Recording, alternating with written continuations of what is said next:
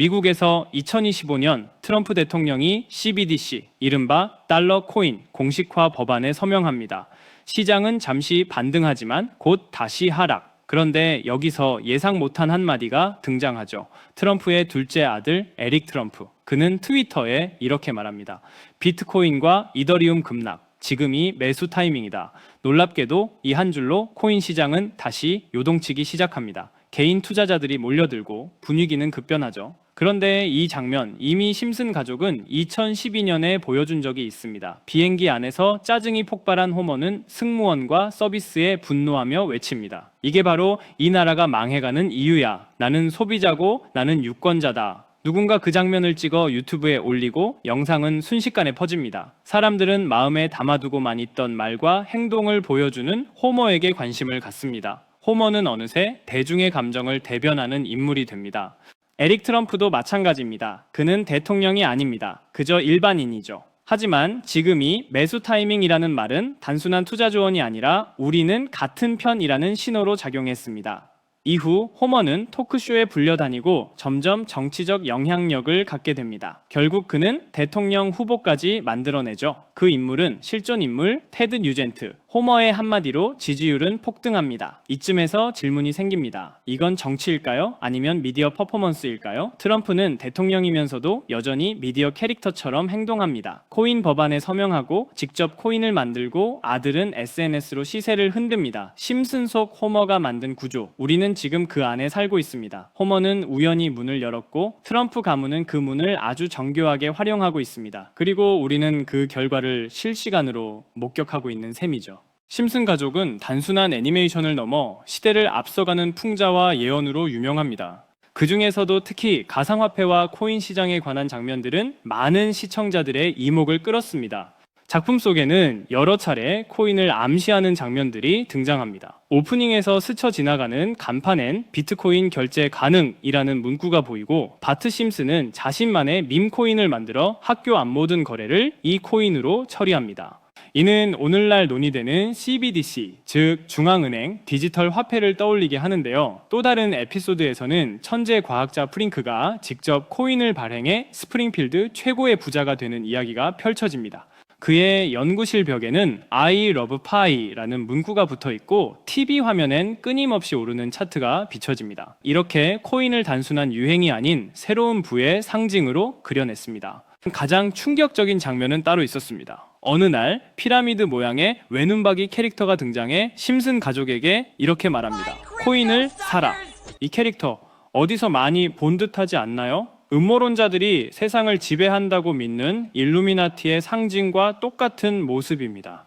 이 장면이 공개된 후 많은 이들은 심슨 작가진이 일루미나티의 일원이며 심슨을 통해 대중에게 메시지를 은밀히 전달하고 있다고 주장하기도 했습니다. 3초 남짓한 이 장면은 전 세계 커뮤니티를 들썩이게 만들었습니다. 그저 웃어넘길 이야기가 아닌 이유는 심슨 속 예언이 현실이 된 사례가 너무도 많기 때문입니다.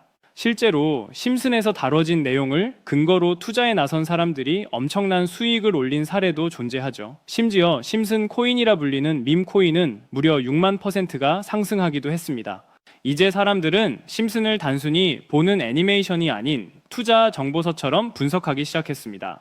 해외 커뮤니티에서는 심슨의 모든 에피소드를 정주행하며 작가가 흘린 암시와 경제적 신호를 찾아내는 모임까지 생겨났습니다. 결국 심슨 가족은 가상화폐라는 시대의 상징을 가장 먼저 포착한 예언서이자 풍자의 결정체로 남게 되었습니다. 이렇게 코인은 미스테리한 성향을 띠는 경우가 많습니다. 그렇게 저는 앞전의 에피소드를 곰곰이 생각해보던 중 문득 궁금해서 전 세계 지식을 학습하는 챗 GPT에게 물어보았는데 이상한 답변이 나왔습니다. 혹시 코인 세력들이 사용하는 다크웹에 대해 알고 있는 거 있어? 있으면 알려줘라고 물어보았더니 챗GPT는 8개의 사이트를 알려줬습니다. 그래서 알려준 사이트를 들어갔지만 그중 하나만 없는 사이트로 나왔습니다. 실제 검색되었던 정보를 알려주는 챗GPT가 아무것도 없는 사이트를 알려줄 것 같지 않아서 나름대로 방법을 찾아봤습니다. 삭제되거나 없어진 사이트를 그 전 모습으로 접속할 수 있는 아카이브라는 사이트를 알게 되어 접속해 보았습니다. 이건 아카이브라는 사이트인데요. 지금은 사라진 야후 코리아라는 사이트는 다들 아시죠? 과거 접속이 되었던 사이트라면 어떠한 날짜로도 접속이 가능하고요. 저는 2004년으로 한번 들어가 보니 야후 코리아라고 사이트가 나오고 일전 정보들도 확인이 가능했습니다. 다음 사이트도 한번 들어가 보겠습니다. 카카오와 합병되기 전 사이트인데요. 일전 뉴스들부터 실시간 이슈도 볼 수가 있죠. 이 아카이브에서 아까는 없던 사이트라고 나왔던 하나의 주소를 입력하니 아까는 들어가지지 않던 그 사이트가 들어가졌고, 그중 제가 발견한 이상한 부분을 같이 공유 드리려고 합니다. 이 사이트는 아카이브를 통해서 보여지는 사이트고, 어렵게 접속한 만큼 이것저것 눌러보니 뮤지엄이라는 글자가 클릭되었고, 클릭하니 누구나 알고 있는 페페라는 단어가 눈에 띄었습니다.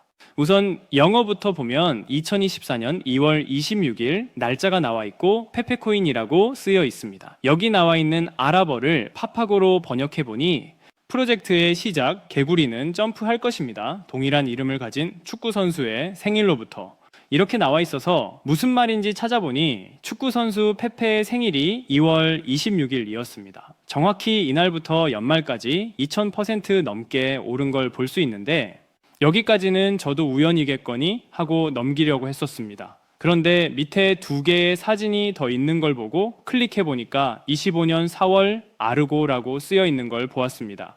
이번에도 파파고를 통해 이 글자들을 번역해 보니 많은 사람들이 기다리고 있습니다. 중대한 발표, 이번 달에 일어날 일입니다. 퀀텀 점프. 이 내용을 보고 4월 달에 아르고 코인 차트를 보니 단 10일 만에 1200%가량 상승을 했습니다. 다시 사이트로 돌아가서 남은 한 개의 사진을 클릭해 보니 이번엔 2026년 1월이고 아랍어를 번역해 보니 26년을 알리는 프로젝트, 이 모든 중심에는 우리가 있어. 세상의 기준이 되세요. 세계가 기다린 단 하나의 마스터피스. 이제 곧 전 세계가 함께 할 겁니다.